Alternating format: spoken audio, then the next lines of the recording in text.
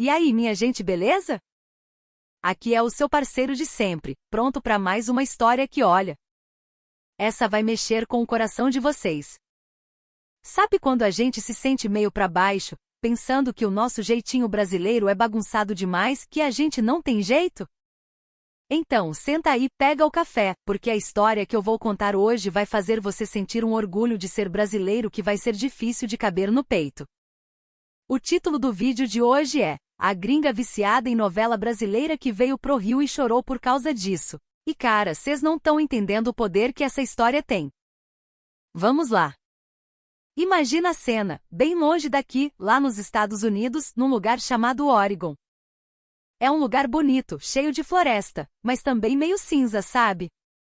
Onde a vida é regrada, o sorriso é contido e a rotina é rainha.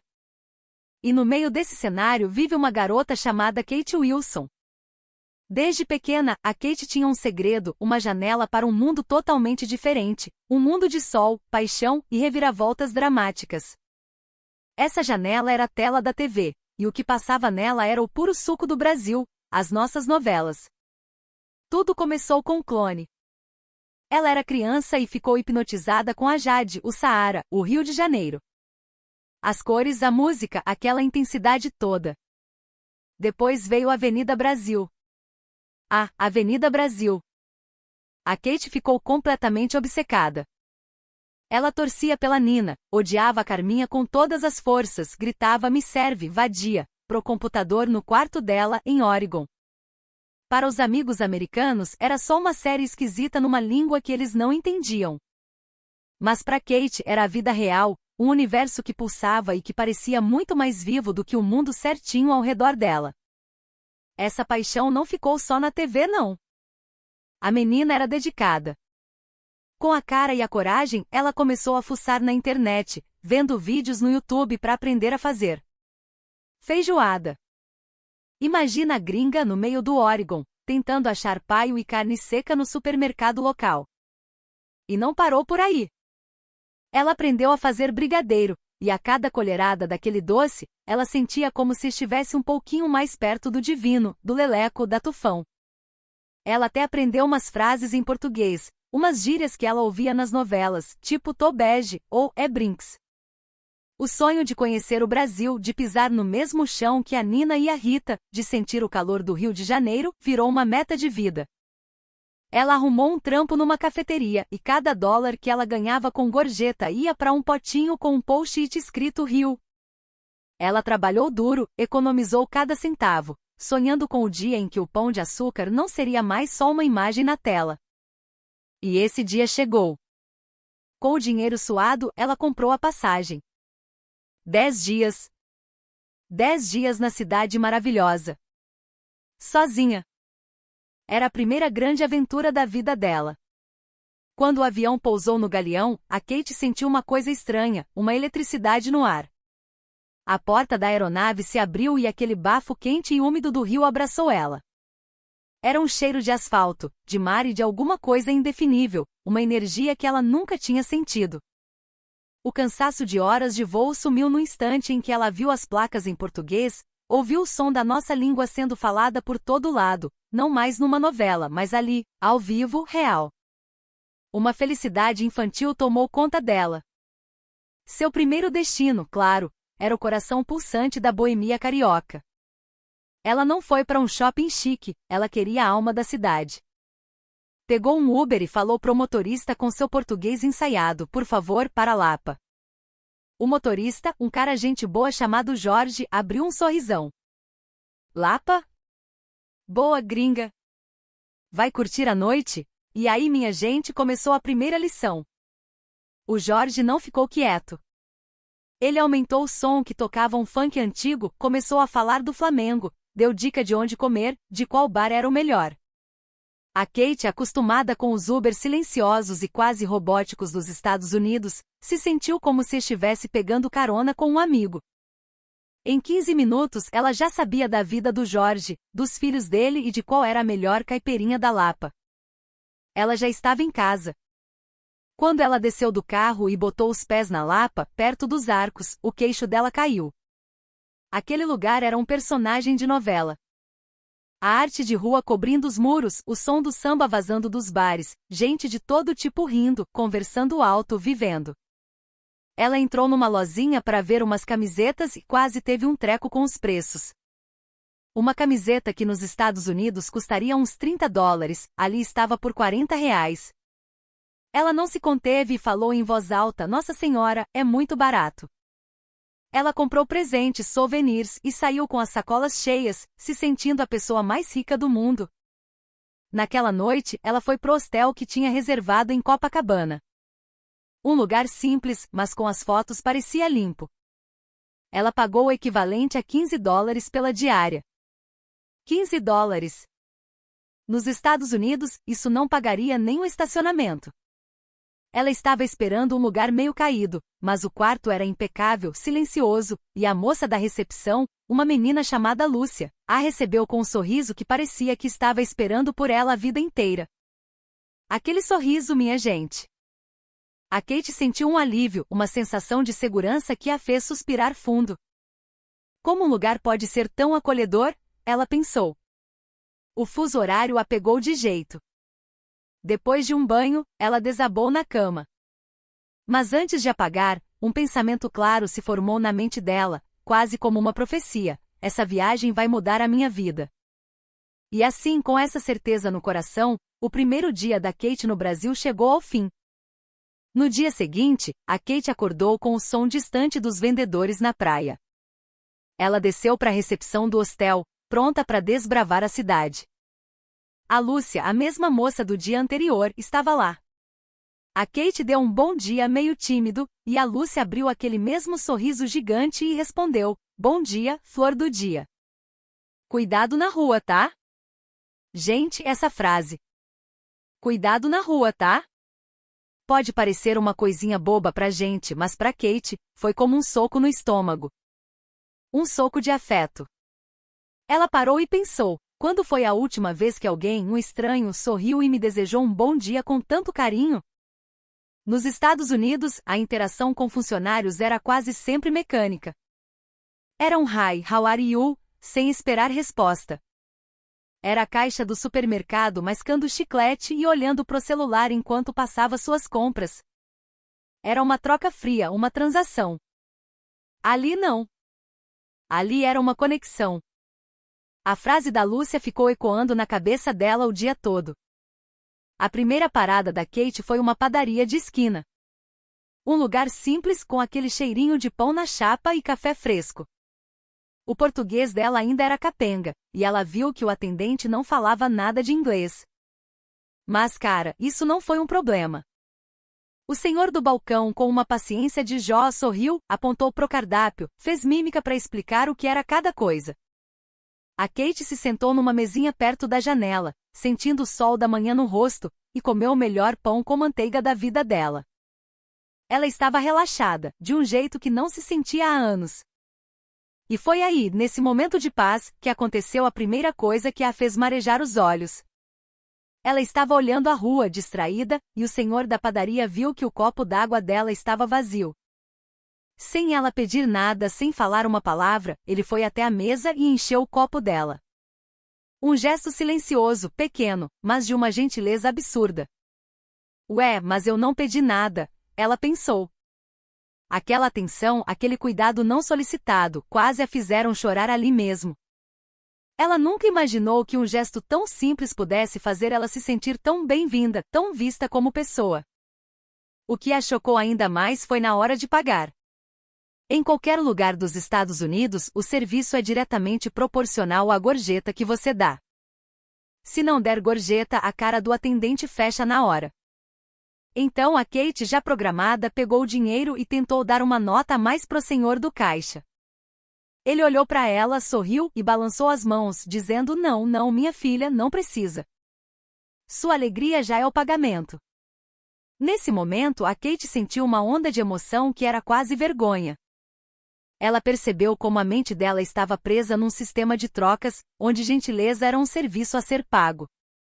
A hospitalidade brasileira não era um soft skill, como diriam os americanos. Era a alma do negócio. O sorriso, o jeito de falar, O timing para perceber o que você precisa, a habilidade de ler a expressão de uma pessoa. Tudo era natural sem ser invasivo. Era por isso que era tão confortável, por isso que entrava na pele e aquecia o coração. Ela lembrou de um restaurante nos Estados Unidos, onde o garçom trouxe o pedido errado, não pediu desculpas, não sorriu uma única vez, e ainda esperava a gorjeta como se fosse uma obrigação. E aqui? Aqui era o completo oposto. Por que a diferença era tão gigantesca? Uma pequena dúvida e um enorme choque cultural começaram a brotar no coração dela. E essa sensação só iria se aprofundar nos dias seguintes. A viagem mal tinha começado, e a Kate já estava pensando, eu quero morar aqui. O calor humano do Rio de Janeiro estava, aos poucos, derretendo a armadura de cansaço e desconfiança que a vida em seu país havia construído ao redor dela. Uma das coisas que mais explodiu a cabeça da Kate no Rio foi o transporte público. No segundo dia, para turistar de verdade, ela decidiu pegar o metrô Rio. Ela estava tensa. A imagem que ela tinha de metros era a de Nova York ou de outras grandes cidades americanas, lugares sujos com pichações, às vezes perigosos com gente estranha. Ela se preparou pro perrengue. Mas quando ela entrou na estação, ficou de boca aberta. Tudo era bem sinalizado, com placas em inglês e português. Ela nem precisou pedir ajuda. E a plataforma?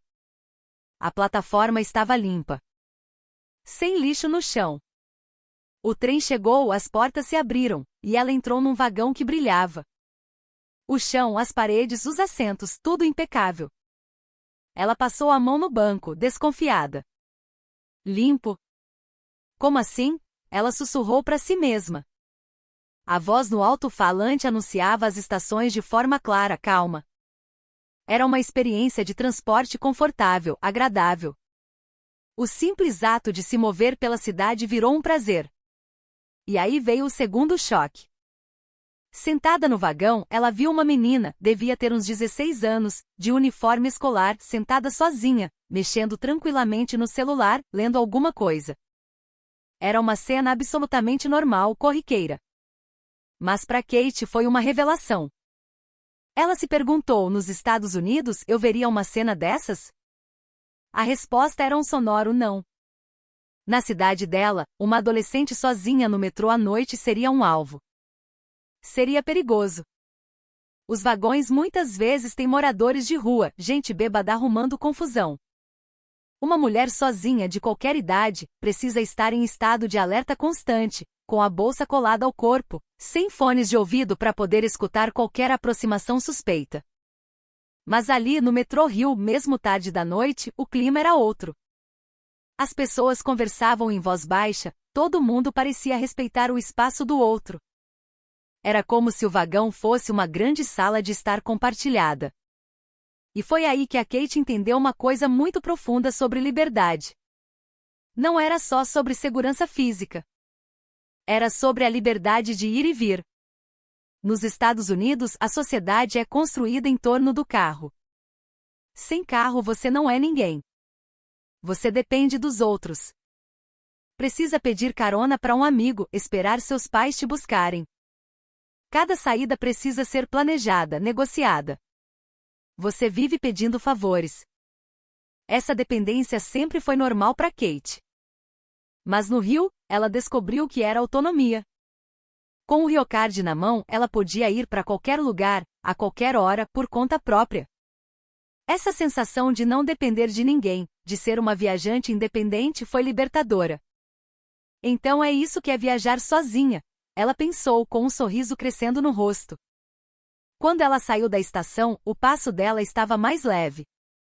Chegar ao destino usando só a própria intuição e as placas, sem precisar de mapa ou celular, deu a ela um pequeno, mas delicioso sentimento de orgulho.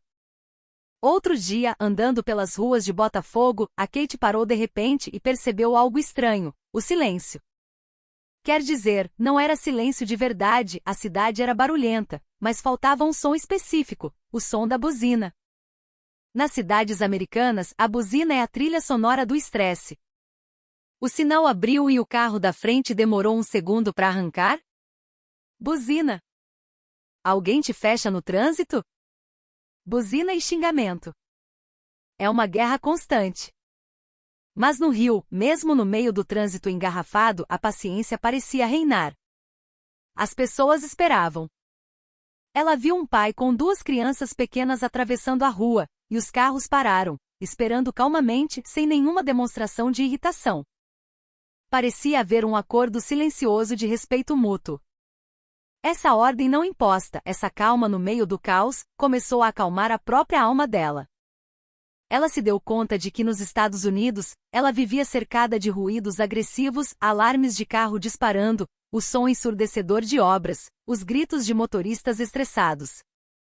Era o normal. Mas aqui, essa relativa paz sonora era como um remédio. A ordem, ela percebeu, não era só a ausência de bagunça.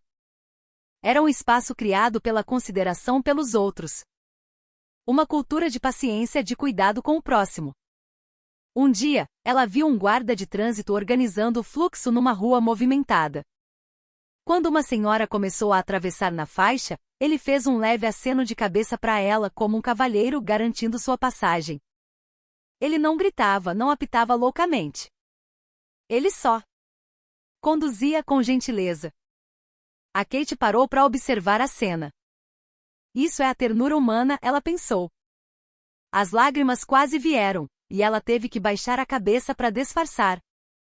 A gentileza não estava em grandes gestos, mas em pequenos detalhes silenciosos. E a relação entre motoristas e pedestres era outra coisa de outro mundo. Nos Estados Unidos, o carro é rei. O pedestre que se cuide. No Brasil, o carro espera. Na faixa de pedestres era quase sagrado. Todos os carros paravam. Talvez o trânsito aqui seja feito de gentileza, ela refletiu. O motorista protegido pelo metal e pelo vidro do carro, e o pedestre totalmente vulnerável. Talvez por saberem dessa diferença, os motoristas fossem mais cuidadosos. Essa consciência parecia estar impregnada nas ruas do Rio. O simples ato de caminhar pela cidade se tornou uma experiência terapêutica. A Kate nunca imaginou que um lugar assim pudesse existir. Andando pelas ruas do Rio, cercada por essa mistura de ordem e energia, o coração dela estava se transformando lenta e profundamente. Mas o que realmente selou o caso de amor da Kate com o Brasil foi a nossa relação com a comida e com o corpo. Um dia, passeando pela feira hippie de Ipanema, ela parou numa barraquinha que vendia açaí. Ela já tinha ouvido falar, mas nunca tinha provado de verdade. O cara da barraca montou a tigela na frente dela com uma montanha de frutas e granola. O primeiro gole foi uma explosão de sabor. Era delicioso, e custou o equivalente a $5. Um lanche daquele nos Estados Unidos com todos aqueles ingredientes frescos, custaria no mínimo $20, mais a gorjeta. E não era só o preço. Em todo lugar que ela ia para comer, de um boteco pé sujo a um restaurante mais arrumadinho, o ambiente era sempre limpo e o serviço, atencioso. Mal sentava e já vinha alguém oferecer algo para beber.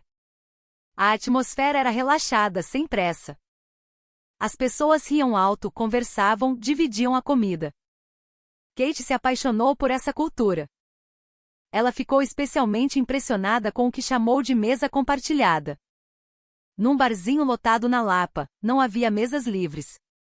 Ela estava em pé, meio sem graça com sua coxinha na mão, quando um grupo de jovens numa mesa grande a viu e gritou: "Ô gringa! Senta aqui com a gente, pô! Tem lugar!" Em 5 minutos, ela estava sentada com um grupo de estranhos, rindo, tentando falar português, e eles insistindo para ela provar a cerveja deles. Nos Estados Unidos, o espaço pessoal é sagrado. Ninguém sentaria na mesa de um estranho sem ser convidado, e ninguém convidaria. Ali, o espaço era fluido, comunitário. A comida não era só para alimentar o corpo, era para alimentar a alma e criar laços. E a liberdade de ser. Ah, isso foi o que mais a libertou. No primeiro dia que foi à praia de Copacabana, ela ficou chocada. Ela, como muitas americanas, tinha uma relação complicada com o próprio corpo. Vivia de dieta, se sentia insegura de biquíni. Mas ali na areia, ela viu de tudo. Viu mulheres com corpos de modelo, e viu mulheres gordas, magras com celulite, com estrias velhas novas. Todas usando biquínis minúsculos, rindo, correndo pro mar, jogando altinha completamente à vontade, sem um pingo de vergonha ou autojulgamento. Ninguém olhava torto pra ninguém. Aquela cena foi um tapa na cara dela. Ela percebeu o quanto de energia ela gastava se preocupando com a opinião dos outros sobre sua aparência. Ali a beleza não estava num padrão, estava na alegria, na confiança. Naquele dia, pela primeira vez na vida, a Kate tirou a canga na praia e não sentiu vontade de se esconder. Ela sentiu liberdade. Uma liberdade que vinha de dentro. Era a liberdade da alma, que ela tanto buscou sem saber. Numa manhã, andando pelo centro da cidade, ela viu uma coisa que a fez parar e gravar com o celular, com os olhos cheios d'água. Um grupo de idosos estava numa praça, um rádio tocava um samba antigo, e eles estavam dançando. Dançando com uma alegria, uma entrega, um sorriso no rosto. No meio da manhã de uma terça-feira. Eles não estavam se apresentando, não estavam bêbados. Eles estavam apenas vivendo. Celebrando a vida. Essa imagem resumiu tudo para ela. O Brasil não era só um lugar. Era um estado de espírito. Um lugar onde as pessoas não tinham medo de sentir, de expressar, de viver com o corpo inteiro. E ela percebeu que a segurança que ela sentia aqui não era sobre a ausência de crime. Era sobre a segurança de ser quem você é. A comida no Brasil não ensinou a Kate apenas sobre sabores. Ensinou sobre comunidade, sobre partilha e sobre a beleza de ser humano, imperfeito e feliz. Ela bebia um gole do seu guaraná, observando a vida ao redor, e sussurrava para si mesma: é aqui. É aqui que eu pertenço. Os 10 dias passaram voando. A despedida foi doída. Quando a Kate voltou para casa, no Oregon, a sensação não foi de alívio, mas de sufocamento. O ar familiar, a língua inglesa, a paisagem conhecida. Tudo pareceu sem cor, sem vida. Áspero. Foi o que ela sentiu. A atendente do aeroporto com o rosto impassível. O lixo jogado na beira da estrada. O caixa do supermercado mexendo no celular enquanto a atendia. Tudo aquilo que era sua rotina 10 dias antes, agora parecia insuportável. A primeira coisa que ela sentiu foi a falta de liberdade de locomoção. No Rio, ela ia para onde quisesse, quando quisesse. Em casa, sem carteira de motorista, ela voltou a ser dependente. Só para comprar uma blusa eu preciso mobilizar outra pessoa, ela se pegou pensando, com raiva. A liberdade que ela sentiu no Brasil, que ela tinha tomado como garantida, agora parecia um luxo inalcançável. Só depois de perder que ela entendeu o quão precioso era. Sair para comer virou uma tortura. Um sanduíche com um refrigerante custava mais de $20 com gorjeta. E o serviço era mecânico, os sorrisos falsos. Aquela interação humana, quente e genuína que ela experimentou no Brasil, não existia ali. A Kate começou a evitar comer fora. Era só para encher o estômago, não havia prazer, não havia cura. E o pior de tudo, o medo voltou. Andar na rua à noite voltou a ser um exercício de paranoia. Olhar para trás a cada sombra, apertar a bolsa contra o peito, abaixar o volume do fone de ouvido. Todas as defesas que ela tinha abandonado no Rio voltaram com força total. No Rio, eu nunca pensei nisso, ela constatou com tristeza. As noites em que ela podia ir tranquilamente a uma loja de conveniência, as ruas movimentadas às 10 da noite, com todo mundo andando em paz. Aquela tranquilidade agora parecia um sonho distante. Eu voltei para casa, mas meu coração ficou lá. Uma semana depois de voltar, a Kate sentou na escrivaninha do seu quarto e abriu um livro de português. A mão que segurava a caneta tremia um pouco. Não era só para aprender uma língua. Era um ato de resistência. Era a promessa de que ela iria voltar. Uma viagem de 10 dias mudou completamente os valores e a vida de uma mulher. Aquela ilha de calor, segurança emocional e humanidade chamada Brasil. A paixão e a ternura do nosso povo atravessaram o oceano e até hoje continuam abraçando o coração dela. Então, minha gente, é isso. Se você que tá aí me assistindo às vezes se sente desconectado, se acha que o seu país não te valoriza, talvez seja porque você ainda não encontrou o lugar que realmente te abraça. Faz como a Kate. Vem pro Brasil. Ou melhor, olhe ao seu redor. A gente tem essa mania de se criticar, de achar que a grama do vizinho é mais verde. Mas o que a gente tem aqui, esse calor, essa alegria de viver, essa capacidade de fazer um estranho se sentir em casa com um simples bom dia, flor do dia. Isso não tem preço. Isso é o nosso maior